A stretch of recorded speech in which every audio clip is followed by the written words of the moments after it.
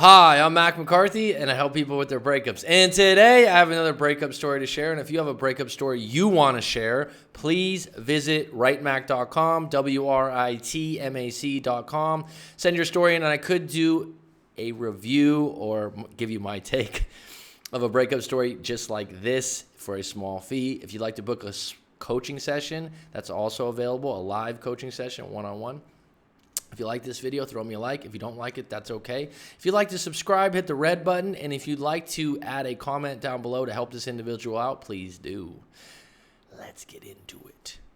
Hi, I dated this guy for 2 years. We never lived together. However, he was close to my family and came over to my house every single day. Prior to this guy, I dated a guy for 4 years.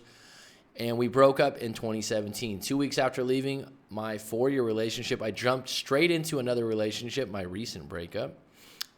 So some people would consider this a rebound. Like I say a lot of times, rebounds can't actually work until they don't. The reason why I broke it off with my 4-year guy was that I did not feel a connection between us or felt that I loved him. Well, that's a good reason to break up. Connection is paramount. And sometimes at the 4-year mark, a lot of times is when people lose a little bit of attraction, they lose some connection, things get boring unless there's some kind of, this is why when people go out, the next step is maybe getting married, the next step's getting a house, the next step's getting kids, because they constantly have a new finish line, a new goal, something to get excited about. But if you're in the relationship for 4 years and you don't have any of that, sometimes it gets a bit stale.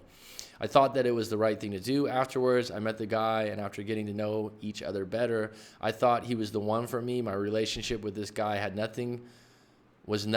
been nothing but a roller coaster ride. So this is probably the opposite. If you lost connection with another individual, it probably wasn't because of a roller coaster ride. It was probably more because it was boring, if I had to guess. Countless times he has lied to me and hides his phone from me.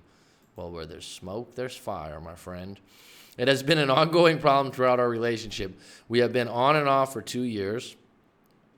Well, what are you accepting? What are you allowing to happen that you believe is something you just keep complaining about or being a victim of? If he keeps hiding his phone and you have a lack of trust, at what point are you going to be officially done and move forward? The first time we broke up was August 2018, and it was because I found out that he asked another girl on her phone number at a bus stop. I ended up calling the girl on his phone, and she explained that he asked for her phone number. We've had other problems too, such as him talking to girls on Instagram and Snapchat, as well as having pictures of other girls saved on his phone. So you don't trust him, bottom line. If you don't have trust, you don't have a relationship. I kept blaming myself and believed that it was my insecurities that were destroying our relationship. Well, if there's blatant evidence and it's happening repeatedly, like I said, there's smoke, there's fire. After a month of not contacting each other, I reached out to him. I don't know why. And we reconnected and got back together October 2018.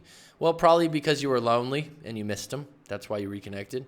That's why you reached out. I was weak and decided to forgive him because I'm a firm believer in second chances, that it's possible for people to change. Well, good for you. It is possible for people to change. Second chances are okay, but third chances are a no-no. Moving forward into our relationship, after getting back together, we were good for a couple of months. I started noticing that he never wanted me to touch his phone, or at times when he would be using his phone, he would turn it away from me. We fought about this countless times, and he would make the excuse of, you don't trust me, or when I get a new phone, you could do whatever you want to with that one. If it was me and you kept wanting to check my phone, I wouldn't like it. I probably wouldn't allow it because I wouldn't want it to become a habit. But you have to articulate exactly why you want to see the phone. Is it just to see the phone, or are you looking for something specific? I let it go because I wanted to slowly regain my trust for him. And the first step was not to think about what he could be doing on his phone. I knew that deep inside I didn't trust him. Again, if you don't trust him, you don't have a relationship. You're going to filter for things of distrust, and it's just going to be toxic. But I kept telling myself that in order to be in a relationship with him, I had to learn how to trust him. He also was not the greatest at supporting me. I was in the process of applying for university, and I was anxious and scared about it. I would tell him exactly how I felt, and he would refuse to listen. I knew he was talking to one of his friends named such and such, and she was going through problems with her family, and he was emotionally supporting her, so I didn't really understand why he refused to comfort me when I needed it. Well, comparing his friendship with someone else, you're being a little bit jealous in that situation. 2 weeks ago, I found out he downloaded a dating app. I spoke to him about it as calmly as I could, and he continued to explain to me that he only downloaded it because he wanted to check out to see if it was like Tinder, and he wanted to know what the app was all about. Again, where there's smoke, there's fire. There's a lot of little breadcrumbs here that you can believe one way or another. I refused to listen to any of his excuses, broke it off with him, and told him to pack up his stuff from my place and leave. Good for you. I was in no contact for a few days, but he's in no contact with both my brothers. But he is in contact with both my brothers, and he keeps asking them how I'm doing, which is causing me to miss him more. Well, tell your brothers anytime that he asks about you to keep it to themselves. I ended up answering his call. We hung out for a day. I know, big mistake. After our meetup, I made it clear to him that I needed space to think. It's been weeks since then, since I contacted him, but he has been texting me saying, I miss you and I love you. Okay, whatever you want to do with this is up to you, but if you don't have trust and you never really did have trust, what are you chasing? I want to block his phone number, but I don't know if it's the right thing to do. Well, block his phone number if you want to move on and you want to try to find another individual that you can trust. In your past relationship, did you trust your boyfriend? Or is this just something that is a pattern for you? I don't have social media. I know that blocking him is the right thing to do after everything that he has done, but him staying in contact with my brothers is not helping with my recovery process. Well, then you need to chat with your brothers and say, hey, look, talking to him and relaying things back to me, it's hurting me. And your brothers, if they care about you, should understand. I spoke to them about it, but they refused to listen. Your brothers refused to listen? Okay, I'm very confused as to why he did what he did. I'm hardworking, understanding, and smart. I'm 20 years old, and he's 25 years old. I supported him for 3 months while he didn't have a job. I see this a lot. Sometimes people go, I did all these good things for an individual. I went out of my way for him. If you did it with good intentions, don't have any regrets. You did the right thing, and if it wasn't reciprocated, it wasn't something that you got anything back in return, you still did the right thing in the moment. And that person told you who they were now in the relationship. I helped him look for jobs. He finally got hired to one, and I always encouraged him to better himself. Well, good for you. That's something that you can give yourself a fucking pat on the back for. Hold your head up high that you did the right thing, but you're not going to get credit for that later on in the breakup.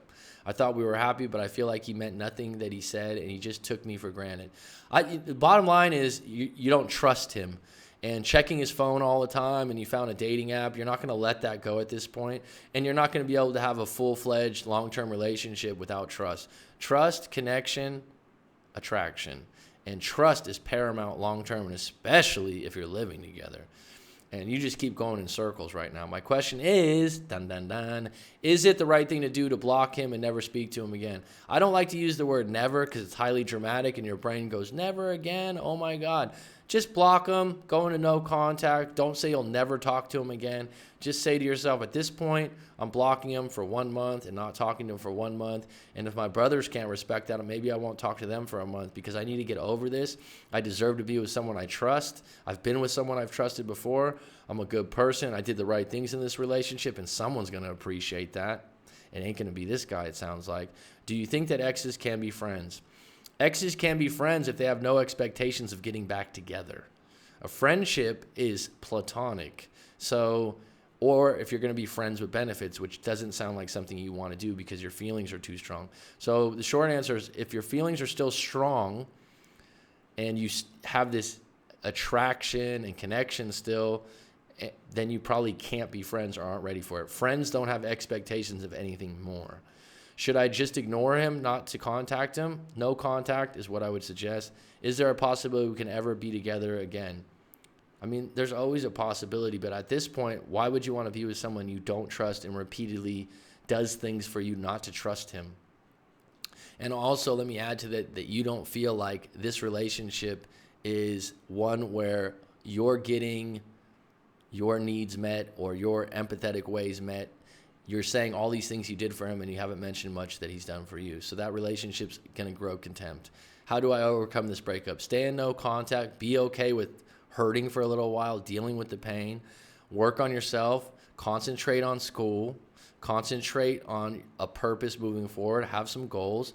And moving forward, allow yourself to possibly see some other people in the near future. You're 20 years old. How do I stop blaming myself and stop making excuses for his mistakes? How do I stop blaming myself? That's something I'd have to talk to you about in a live coaching session to get a little deeper on why you're blaming yourself, if this is something that you've done over a long period of time, or if this is just this particular case.